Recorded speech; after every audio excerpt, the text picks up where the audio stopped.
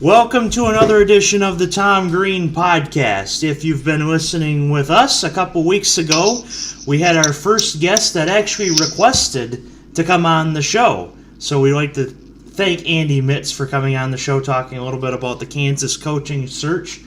And because I mentioned that, we have another guest that requested to come on the show, and he is with us right now. He's from Philly's Phinest Sports News. We'll see if he's gritty or not, even though we're talking Pistons-Sixers, not Flyers. We'll see if he's gritty enough to talk that. His name is Ryan Drinkwater from Philly's Phinest Sports News. Welcome to the show, Ryan.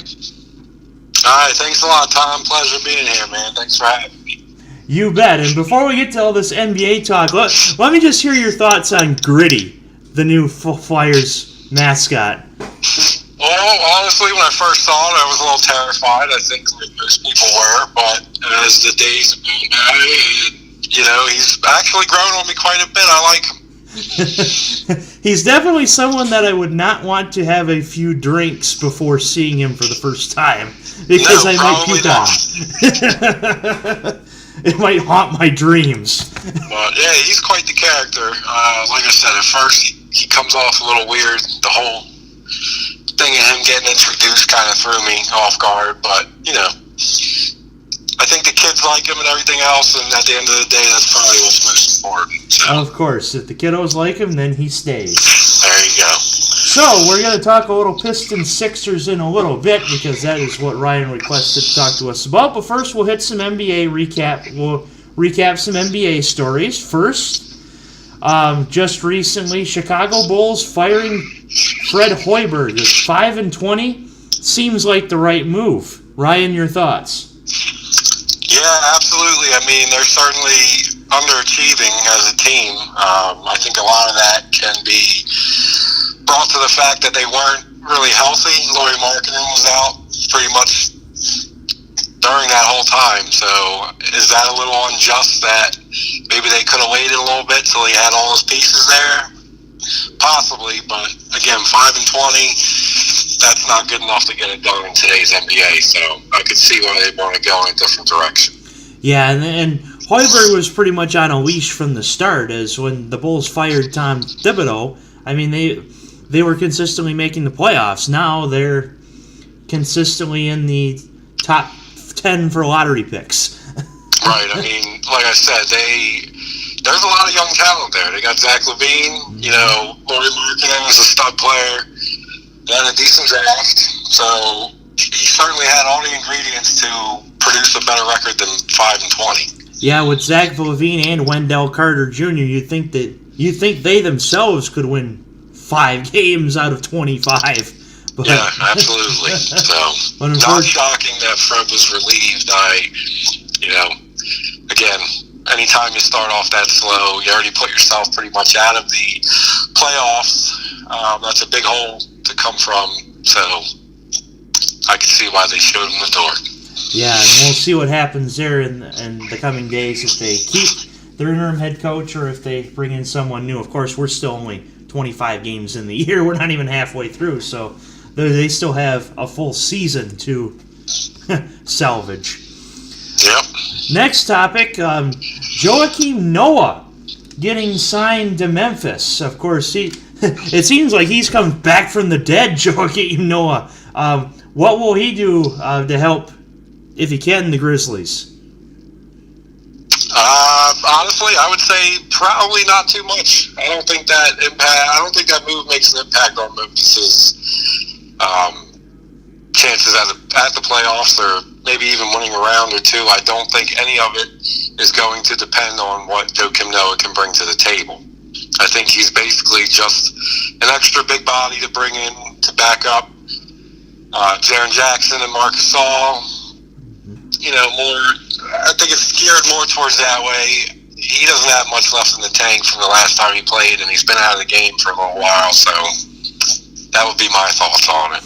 Yeah, it seems as if now, ever since he left the Bulls and Tom Thibodeau's Bulls, he really hasn't done much at all. No, I mean, look, he is what he is. He's a gritty defender, no pun intended. But he's a tough guy. He can play down low. He can defend well. So, above average shot blocker. But at best, he's going to get you probably 7 to 10 rebounds a night, throwing a block here or there.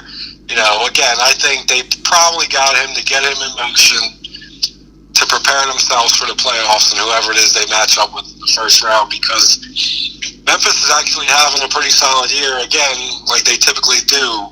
But I think they always just make it, and they're one of the first out. Yeah. Obviously we know the West is stacked, and I actually think they could probably shock a team depending on who they match up with in the first round this year for sure. Yeah, I remember a couple years ago when Memphis made the playoffs last, it felt like Dave Yeager built this 2K team and took them to the second round of the playoffs. Now, unfortunately, Yeager's no longer in Memphis. He's in Sacramento, but right now Memphis having a 13-9 season, just behind the Lakers and the Warriors, which, of course, brings us to our next topic with the Warriors struggling a bit for the Warriors' expectations. And so he's still 4 to 6 weeks away, but DeMarcus Cousins about to come back in that amount of time. First of all, will the Warriors survive that 4 to 6 week stretch? We think they will, but still. And how will Boogie make an impact coming forward? Oh, yeah. Anytime you get to add a guy like DeMarcus Cousins to your lineup, you're instantly improved in every area of the game. I think other than our guy here in Philly, Joel Embiid, next to Anthony Davis, it's got to be DeMarcus Cousins. And he certainly, at least last year, played at a high enough level where you could put him in the conversation as one of the best bigs in the game. So adding him to that stacked roster is just going to be a nightmare for anybody they go up against. I'm very interested to see how they all mesh together. I think that'll take a little bit of time. Luckily, they have over half a season to figure it out. But, in theory, it should just open up doors for Curry and Durant and even Klay Thompson as if they need any of that help. So, the only other part of it that could be a problem, DeMarcus Cousins tends to be a little bit of a hothead at times. Yes. And when you got a guy like Draymond Green on the same team who also tends to be a hothead, who already this season had gotten into it with Kevin Durant, can those egos mix together, and can they put it all aside and focus on winning another championship? Does this cause some sort of collapse internally? I don't know, but it's certainly something to watch going forward, and I, for one, as a basketball fan, can't wait to see how it unfolds. Definitely, and when Carmelo signed to Houston, I thought to myself, that team's going to break. Well, not entirely break up, but that team is going to be worse immediately because Carmelo just wants the ball, and we saw that in the first 10 games in Houston, and Houston is still, as far as I'm aware, not in the playoff race. No, they're not at the moment. Obviously, I was never a fan of Carmelo going to Houston. They had a good thing going last year, minus, I think if Chris Paul doesn't get hurt in that series against Golden State, we might be talking about a different NBA champion. Yes. Adding Carmelo to that, the guys that they lost, Trevor Ariza, it wasn't the right move, point blank. And the biggest part about Boogie coming back to me is I think you have to see how much he's grown and matured in this last year. With the injury he came off of, it's a hell of an injury to bring himself back from. So I think that gave him a lot of time to sit and think, I've been in the NBA for a while. I've been the man on a few teams, and I've never gotten anywhere. I'm tired of losing. I want to win. So I think, in reality, he should be willing to take whatever role they want. And there's plenty of shots to go around in Golden State's offense. So, again, I think all signs point that it should work out well. But, again, you just never know until they start playing together. Right. And to add to your point, Steve Kerr, the coach, is a very, very intelligent man. And even when the Golden State interviewed Steve Kerr not only had a game plan for this team, he had a diet plan for every single player on that team. That tells you how prepared he is to go into a job, and going into this season, I think he had a plan for Boogie to, one, get back into shape, stay in shape, and two, perhaps think about what he's been doing, as you've said, because now that you have Boogie and Draymond on the same team, if they don't mesh well together, you could see perhaps another KD and Draymond on the sidelines against, like we'd seen against the Clippers. Yeah, and that's interesting too, because the couple games that I've watched at Golden State this season, you can see the interaction that Draymond and Boogie have already had on the bench. More so when there was that big blow-up between Draymond and Kevin Durant. One of the main guys that grabbed Draymond and was talking to him, trying to get him to calm down, move on, was DeMarcus Cousins. So, again, I think that points in a good direction for them, that they will be able to coexist. Where does that leave Kevin Durant in the midst of all this?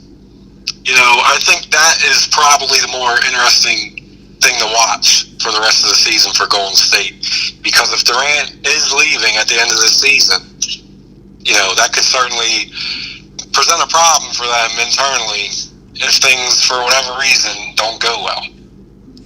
And of course, according to NBA Twitter, KD is going to be a snake wherever he goes, because he's a snake. Yeah, I mean, look, when you do what he did, kind of like what LeBron did when he went to Miami, you're going to get that label thrown at you. But, I mean, as a basketball fan, I appreciate Kevin Durant. Yes. He's obviously one of the top 5 in the game. There's no question about that. But I think he could have easily gone to plenty of other teams and had a decent shot at winning on his own. I don't think he needed to coattail with Steph Curry and Klay Thompson, but hey, I guess who am I to knock them? If they have a result, they got a couple of rings out of it. Yeah, and the thing is, back in 2012, I was still in high school back in 2012, but I was probably one of the only people in my school to pick OKC to go to the finals and win it, but not, of course, Miami won that series in 5, but now we think to ourselves as years go by, how did they not win the championship with KD, Westbrook, and Harden? I mean, yeah, when you name those 3 guys and you put them, it's hard to understand how they couldn't, but from a basketball standpoint, I can tell you that when you have 3 guys and 2 of them are ball-dominant players, it's going to be a very hard recipe to produce in the championships. You'll win a bunch of games because individually, each guy can go off any given night, but when the game slows down and the playoffs come around, it's just too hard. Mm-hmm. Definitely. So, with that being said, we move on to our Pistons-Sixers preview, of course. This is part 3, I guess if you can say, of the Embiid versus Drummond series of 2018-19. So far, we have split, if I'm not mistaken. Yep, first game, the Sixers lost in overtime. And the second game, they won by 10. Of course. So, first of all, we got Embiid versus Drummond. So, who do we give the edge to start out with? I mean, is this even a serious question right now? Of course. Look, I mean, obviously, I'm going to try to be as unbiased as possible, seeing as I represent Philadelphia and But honestly, if you just look at the numbers, first and foremost, Joel Embiid has a 4-1 record against Drummond for their career. They met 5 times tonight. Not tonight. The next time they match up will be the 6th time. Yep.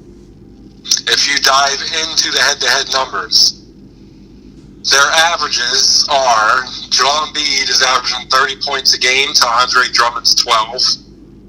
Not too surprising, as Drummond really doesn't, he's not known to be a scorer. Yeah, he's not much of a scorer. Rebounding, Joel's at 11.2 a game, as Drummond is at 11.6. Assists, Andre Drummond's averaging 3, Joel's averaging 1.6. So the favor goes to Drummond in that area. Steals, Drummond's at 2.6. Embiid is under 1. And for blocks, they're both at 1 a game as far as their averages between each other. But the most important thing for me when I watch them two match up is the fact that Joel Embiid consistently gets Andre Drummond in foul trouble. Every single game that they've matched up, Andre Drummond has had 4 or more fouls, except one game. And plus, like the last time they played in Detroit, of course, this is in Philly on Friday night. The last time they played in Detroit, Embiid coaxed Drummond into a tee. Yeah, I mean, he's made his comments that he owns real estate in his head. I mean, when you go over the box scores of these games, it's pretty staggering. The very first time they matched up, Joel dropped 30 on him, shot 11 of 15 from the field. Andre Drummond only had 14 points that game. He had 5 fouls. You know, the second matchup was pretty much the same. Embiid struggled shooting a little bit more. He shot 7 of 21, finished with 25 points.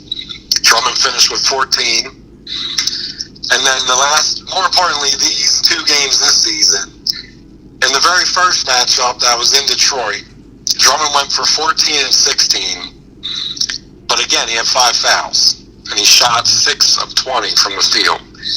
Joel that game went for 33 points, 11 rebounds, 7 assists, and 3 blocks on 11 and 20. And then the most recent matchup, Andre Drummond went for 8 points, 9 rebounds. He only played 21 minutes that game due to foul trouble. And Joel had 39 points, 17 rebounds, 2 blocks, and 34 minutes. So it's pretty clear that Embiid's the guy. And yeah, I mean, look, he's having a Shaq MVP type of season. He's got, I mean, I'm pretty sure he's got, I don't have the numbers right in front of me, but I think he's only not had a double-double in 2 games this whole season. So, as far as a big man goes, that's what your gauge by. Can you score in double digits? Can you get double-digit rebounds? And Embiid's doing that on a nightly basis. And it's not like he's barely cracking 20 and 10. He's putting up almost 30 and 15 a night. Yeah, and there's a reason, and I'm a DraftKings player myself. There's a reason why Joel Embiid's worth consistently over 10K in DraftKings, and you see Drummond only in the 8,000s tier. Right. I mean, you know what you're getting from Joel, all right? He's going to command the ball. He's going to, this year more than any other year. You know, last season, people gave him a lot of, you know, people were questioning how much he was shooting the ball outside. And more importantly, shooting the 3-point shot. You know, this season, he's played majority of basketball with his back towards the basket, attacking the rim, getting guys in foul trouble. He leads the NBA in free throws attempted and free throws made. So that there shows you when he's attacking, if he's not scoring, he's getting to the line and he's knocking down his free throws. You know, he still has that outside shot. He can still stretch out and hit the 3. You know, defensively, one of his trademark moves now is his chase down block, kind of LeBron-esque a little bit. You know, and just defensively, I think he has a realistic shot at Defensive Player of the Year as well. You know, I think the main reason that he gives Andre Drummond so much trouble is the athleticism that he has over Andre Drummond is what puts such a big gap between those two. You know, Drummond lives in the paint. That's where he thrives. He's a defensive rebounder, a very, very good offensive rebounder, and you know, anytime you can get him away from the basket, good things are going to happen. And, you know, the more polarizing guy that I think gives the Sixers a serious problem is Blake Griffin. Yes, boy, Griffin's been the main scorer so far this season in Detroit. Yeah, and I mean, that first game in Detroit, Blake Griffin lit us up. He had 50 points, 14 rebounds, 6 assists. I mean, he absolutely did whatever he wanted. The second game, he was pretty much just about the same. He finished with 38 points, 13 rebounds, and 6 assists. So, again, Drummond's great, but I think Blake Griffin is the star of that team for sure, and Detroit goes as he goes. Yes, and that was the thing from last season. Bringing in Griffin was everybody was concerned about the injury bug, which has plagued Griffin for many years. But thankfully this year he's stayed healthy consistently, and here Detroit is at 13-8, and realistically 2 games back of the Sixers. Of course, none in the loss column, as the Sixers have played 25 games for Detroit's 23, or 22 or something like that. Correct me if I'm wrong, but Detroit's played much better. Yeah, right now they're 20. They played 21. The Pistons are 13-8, and Philly's 17-8. So 2 games back, 4 games in the win column, but still, Dwayne Casey has got this team playing well this season, and a hidden gem right now of the Pistons team, I would say, is Langston Galloway. When he gets hot from 3, and perhaps Blake's on the bench or even Blake's out there, this team can be unstoppable shooting. Yeah, I mean, it's a completely different team when he's hitting his shots for sure. And, when I look over the Pistons numbers as a team, they're 14th in the NBA in points per game. So that's middle of the pack. Mm-hmm. But as far as field goal percentage goes, they're 29th in the entire NBA, only shooting at 43% for the season, and they're 28th in three-point percentage, shooting 32%. So, again, when you got guys like Blake Griffin, Andre Drummond, and outside of those two, what do you have? You have Reggie Jackson. I mean, he's a solid player. He's an above-average guard, I think, but he's a streaky scorer at best. See, that I felt was one of Stan Van Gundy's mistakes. I felt he should have traded away Reggie Jackson for a different point guard, to stay healthy. But we've seen Blake Griffin stay healthy, so far right. Maybe I've been proved wrong by that. Yeah, and then again, the rest of their stats to me across the board, they're 27th in assists per game, coming in at 21.4 average. So clearly they don't have any kind of ball movement. They don't have a guard that can really grab the ball and demand it on his own to go get buckets. It's pretty much dump the ball down low, see what Blake can get you. If not, kick it out. And I guess from what they're averaging, they're 3-point shots that aren't falling. But 2 areas I see that they could give Philly serious issues, which is why that first game was so close. That even the second one, the Sixers won by 10, but majority of that game, Detroit was in it. Detroit averages 47.3 rebounds for the season. That's good for 7th overall in the NBA, but they're 2nd in the entire NBA in offensive rebounds. That is an area that Philadelphia struggles in so far this season, is second chance points. Yes, so with if they can hit the boards and they can grab themselves some second chance opportunities, and Drummond, Blake Griffin get some putbacks, etc., that'll certainly make it a more interesting game. And the only other difference that really sticks out to me would be the turnovers. The Sixers turn it over almost 16 times a game. That's 26th in the NBA. So they're one of the worst teams right now at taking care of the basketball. And Detroit is one of the better teams. They're ranked 12th in the entire NBA at barely under 15 a game. So those are the 2 things that jump out to me where I think Detroit could have a chance. Yeah, and as you were saying with the with all the statistics, if they're not doing well on the offensive side of the ball as in terms of assists and whatnot, then you're going to have to play well on defense. And thankfully, Detroit hasn't turned the ball over so much, but getting offensive rebounds helps, second chance points, because if you give anyone a second chance in the NBA, they're going to score. It was actually comical, the Nets game, where the Nets had 5 chances to beat Detroit in regulation, 4 rebounds from their shots, couldn't hit, but of course the Nets won in overtime, so that came back to haunt us. But you have to play good defense if you're going to beat a team such as the Sixers. So absolutely, and one more thing about that game. Sure. The first two games it was a completely different Sixer team than you guys are going to be facing. Yes. This time around. That team had Dario Saric, Robert Covington still, and now we got Jimmy Big Shot Buckets Butler in the house, who's been tearing it up. The team's been on fire since they acquired him. You actually had ran to the point I was going to mention was talk to us about Butler. Yeah, I mean, Butler is what he is. Look, whenever I hear things online or on Twitter or anywhere else, when they say a guy's not a good teammate, I take that with a grain of salt, because you don't know unless you're in the locker room with him. But other than that, Jimmy Butler is exactly what he is, and he's a top 15, maybe even top 10 player in the NBA. They brought him over to be that lockdown defender, and more importantly, to be the guy that can get you buckets late in the game during crunch time. And he's already had 2 game-winning shots for the Sixers since he's been on the team. So everything that they wanted, they're already getting from him, and then some. He's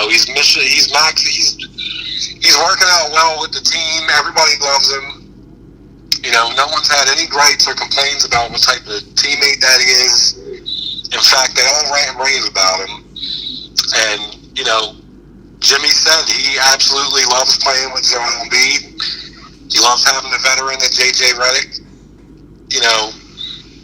Ben Simmons, he loves playing next to him.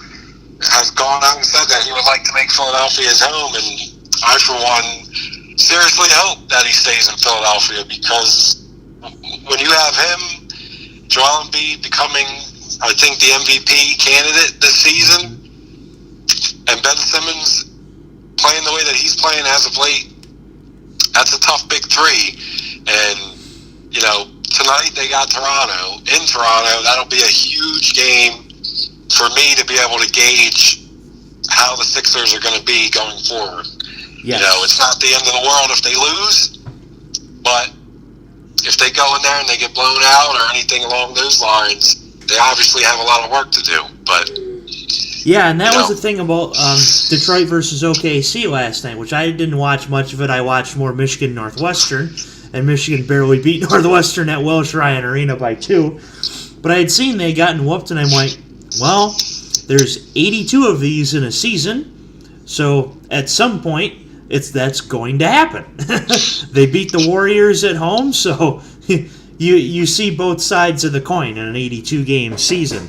And so Philly going into Toronto, that's going to be huge to see if Joel Embiid can slay a lion in 3 different countries. Slayed one in Cameroon, of course. Slayed one here. Now he can slay one in Canada. Yeah, look. It's a long season, first and foremost. We got 82 games, so I know people were absolutely out of their mind when the Sixers got off to a slow start. We were only 5-6 games in. We were at the 500 mark pretty much, and the sky's falling already. Drives me crazy as a Philadelphia fan how dramatic we can be at times, but they've turned it around. They're playing top 10 NBA team defense over the last 8 games.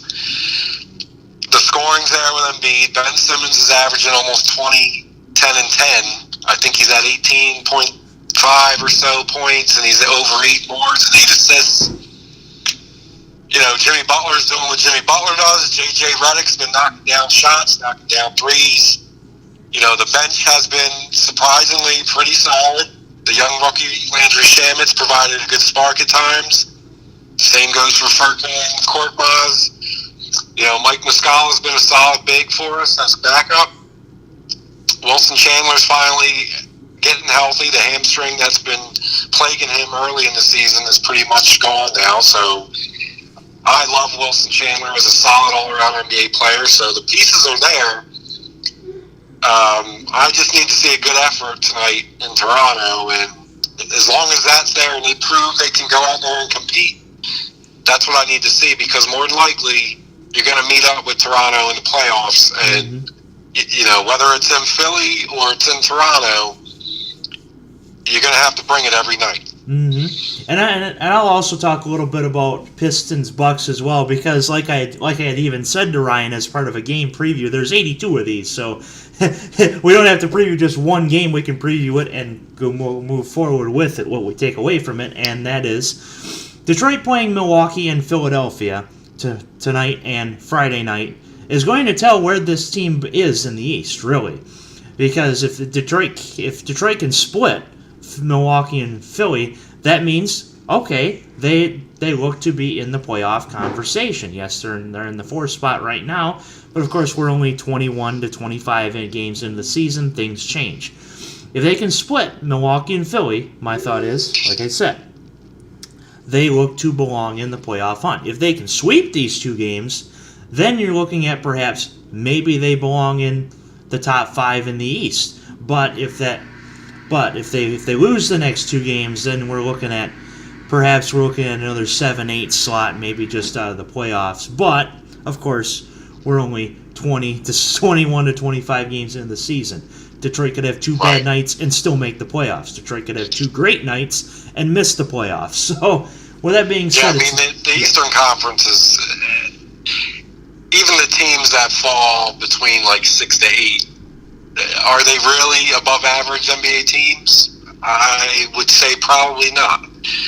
Detroit to me is interesting though, because with Washington being in complete chaos as they are, certainly underachieving over there in Washington.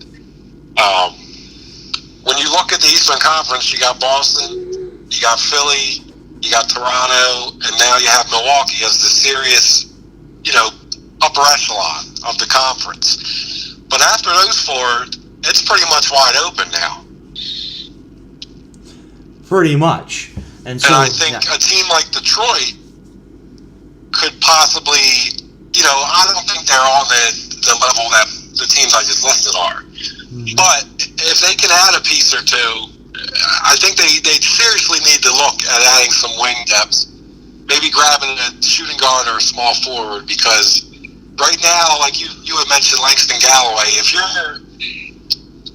if that's who you're banking on to be consistent night in and night out, I mean, he's a solid player, don't get me wrong, but you can't put all your eggs in the Langston Galloway basket. Right.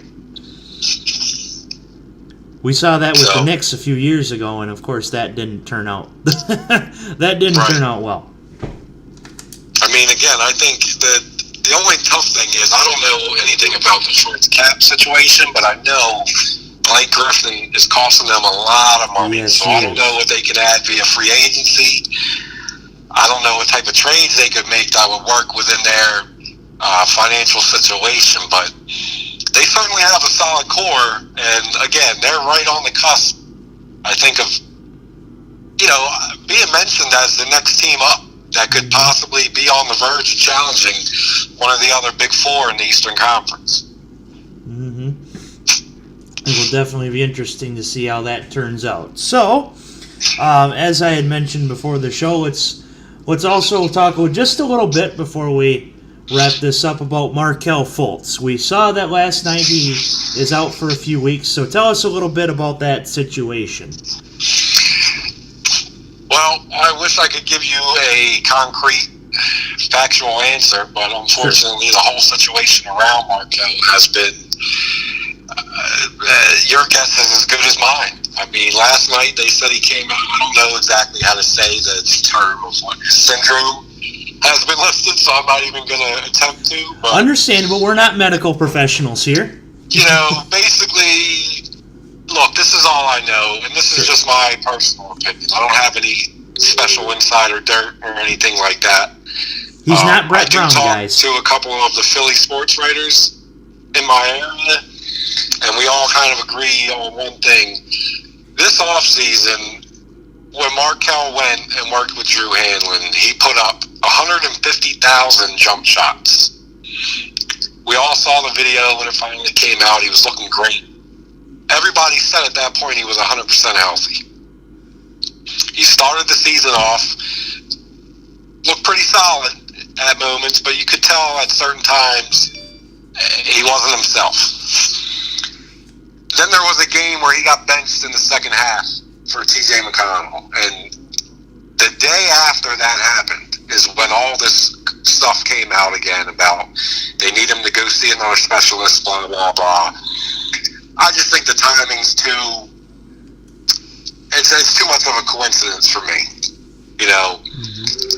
And the fact that he had to see up to 10 doctors to get an answer about a certain syndrome that he had, I don't know. At this point, I can tell you the city is split. There's 50% of us that have had absolutely enough of the whole Markelle Fultz saga. And then there's another 50% that say, you know what, we're going to stick by this kid. He was picked number 1 overall.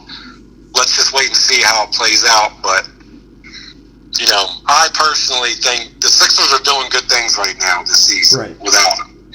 And I don't want the ordeal and whatever else that's become Markelle Fultz to overcast this team and to cause issues down the road for them, because they will be in the playoffs and they do have a legitimate shot at making a deep run with or without Markelle Fultz. Just the way the team's playing now, they have enough. So, to me, I just want him to figure out whatever it is that he's got going on. Take your time, however many weeks of therapy, whatever else you need to do in order to come back, put that uniform on, and play with that Philly heart, that desire and fight that everybody needs to see, and everything will be all right. But, if this kid goes out and for some reason this turns into a couple of months instead of a couple of weeks or whatever else, I think you can pretty much guarantee his time in Philly will be very limited after that. Yeah, and so far the team is doing very well without him, so sit him as long as needed, and when he comes back, just ease him in. Don't mess with your playoffs. Just a distraction, Tom, is the fact that we still have to talk about it here in the city over and over, and the kid's not even part of the team right now. It's too much of a distraction, and something like that, like we can tie into what we discussed about the Golden State Warriors. Mm-hmm. Those type of things can cause problems internally that will prevent you from making a playoff run. So the sooner they figure it out and get it over with, the better. But in the meantime, a lot of the players on this team have said they wish Markelle the best, but they're moving forward with the season. And whenever he gets caught up, he'll get caught up. But, I'm going to root for the kid. Obviously, I hope that he figures it out, because coming out of college, he looked like he was going to be a stud. Yeah. And, he had great glimpses of it in Summer League. And, last year, towards the end of the season, he was the youngest player ever in NBA history to record a triple-double. And that was with a bum shoulder. So the sky's the limit for the kid if he can get right. Exactly.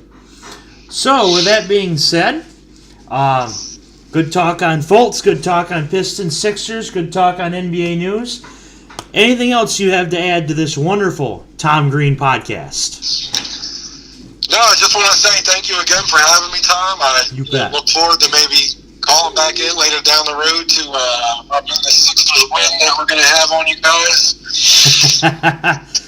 Yeah, as far as the game, it's in Philly. I think the Sixers will win that game, probably by 2 or 3 possessions. But you never know. It's an 82-game season. Anything can happen. Absolutely right. Hey, Tom, listen, thanks again for having me on, man. It was my pleasure.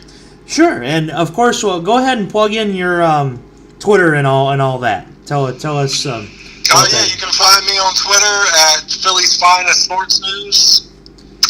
If you're a Philadelphia fan of the Phillies, Flyers, Sixers, Eagles, we got a little bit of everything for you: stats, history, game breakdowns, articles, the whole nine. So if you love Philadelphia sports, we're definitely one of the pages you want to follow. Definitely. And then Philly's Finest Sports News, like the Philly Fanatics, spelled that way. Yep, it's PHILAS. And there we go. And then the PHI for the Finest as well. Alrighty. So he is Ryan Drinkwater. He is part of Philly's Finest Sports News. And this has been the Tom Green Podcast.